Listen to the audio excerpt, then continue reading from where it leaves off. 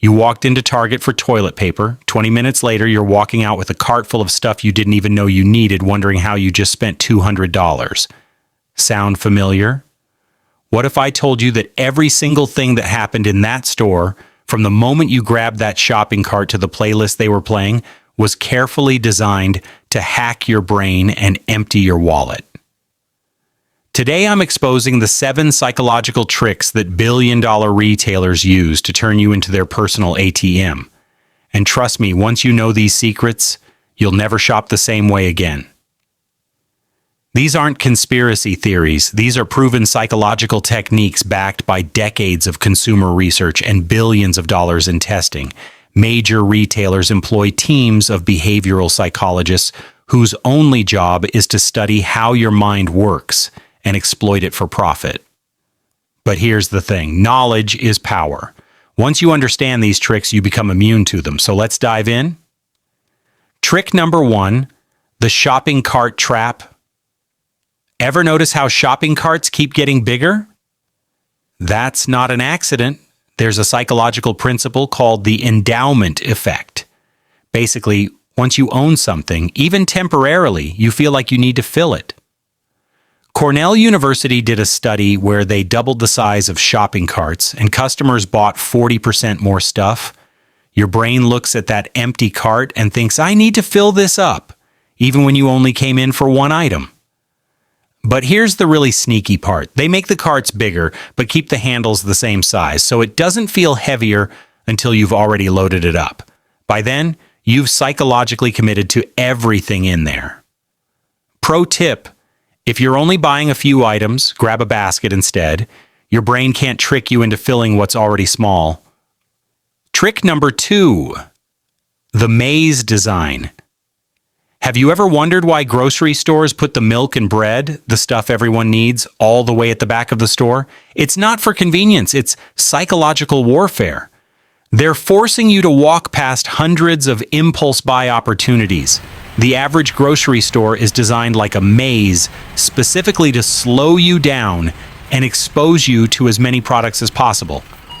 Studies show that for every minute you spend in a store, you spend an average of $2 more than you planned. So they designed the layout to keep you wandering around for as long as possible. Notice how the aisles aren't straight? How you have to zigzag around displays? How the checkout lines snake through more products? Every single step is calculated to make you see more stuff you might want. Think about it. If stores wanted to help you shop efficiently, they'd organize everything alphabetically with clear signs. Instead, they hide what you need and showcase what you don't. Trick number 3, price anchoring and decoy effect. You walk into an electronics store looking for headphones. You see 3 options: $300, $150, and $75. Which one do you choose? If you're like 80% of people, you pick the middle option, and that's exactly what they want. This is called the decoy effect. That $300 option, it's not really there to sell, it's there to make the $150 option look reasonable. They've anchored your expectations so high that spending $150 feels like you're getting a deal. Restaurants do this too. They put one ridiculously expensive wine on the menu, not because they expect you to buy it, but because it makes the second most expensive wine seem reasonable by comparison. And don't even get me started on psychological pricing. Your brain processes $9.99 as significantly cheaper than $10, even though it's literally 1 cent difference. That's why almost nothing ends in a round number. MIT researchers found that products priced at $9.99 outsold identical products priced at $10 by over 30%. 1 penny creates a massive psychological difference because your brain focuses on that first digit. Trick number 4, sensory manipulation. Ever notice how stores never have clocks or windows? How the lighting is always perfect, never too bright or too dim? How there's always background music playing? This is sensory engineering, and it's designed to put you in a trance-like shopping state.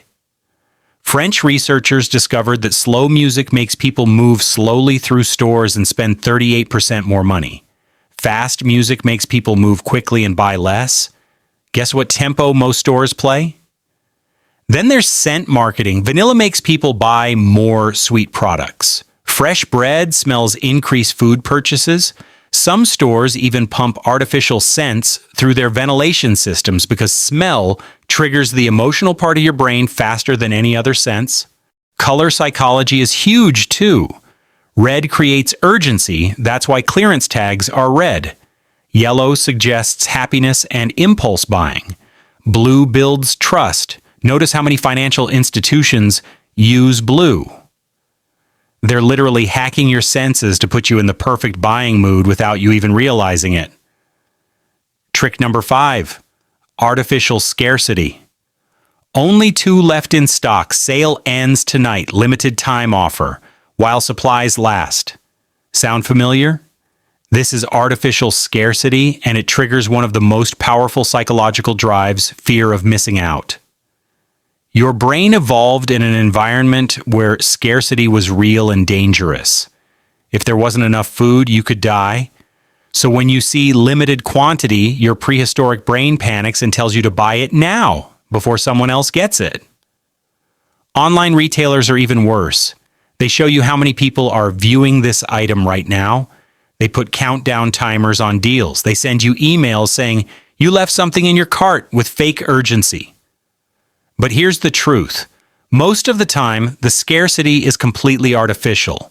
That limited time sale, it runs every month.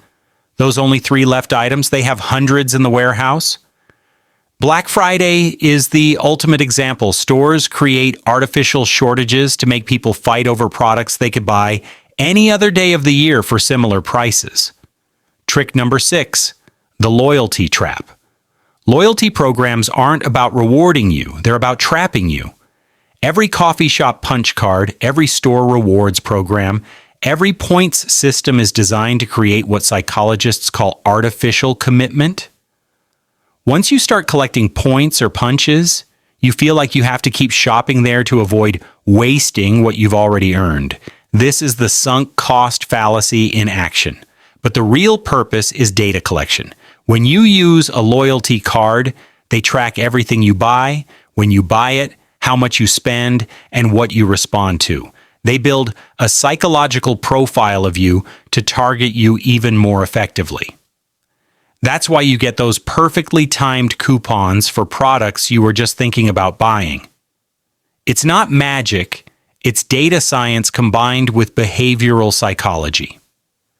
They even give you a head start on punch cards. Instead of buy 10, get 1 free, they give you a card that needs 12 punches but comes with 2 already filled in. Psychologically, you feel like you're already making progress, so you're more likely to complete it. Trick number 7, the impulse gauntlet. You've made it through the store, you have everything you need, you're ready to pay and leave. But then you have to run the gauntlet, the checkout line designed to extract every last dollar from you. Retailers know that waiting makes people anxious and anxious, bored people make impulse purchases. That's why checkout lines are surrounded by magazines, candy, phone chargers, and other small items. Notice how everything at checkout is under $10? That's because your brain has already committed to spending a larger amount, so adding a few dollars feels insignificant. It's called payment depreciation. Once you're spending $100, what's another $5? They put candy at kids' eye level so children will beg their parents. They put magazines with shocking headlines to catch your attention while you wait. They put phone accessories right where you're standing because you're probably looking at your phone anyway. Even self-checkout isn't safe. Those machines are programmed to suggest additional items and upgrades before you finish paying. So there you have it. So 7 psychological tricks that retailers use to manipulate your spending. But now that you know these secrets, you have the power to shop consciously instead of being manipulated unconsciously. Here's how to protect yourself. Make a list and stick to it. Use a basket instead of a cart when possible. Shop with cash to make spending feel real. Take breaks if you're in a store too long. And remember, that amazing deal will probably be there next week too. The goal isn't to never buy anything. It's to buy things because you decided to, not because a team of psychologists manipulated you into it. Which of these tricks have you fallen for? Drop a comment and share your most expensive impulse purchase. I bet it involved at least 3 of these psychological tricks. If this opened your eyes to how your mind gets manipulated, smash that subscribe button, because next week I'm revealing the psychology tricks that social media platforms use to keep you scrolling for hours. And remember, knowledge is power, but only if you use it. The next time you're shopping, you'll know exactly what they're trying to do to you. Don't let them win. If you liked this video, give it a huge thumbs up, subscribe if you haven't, click the bell icon, and share with friends.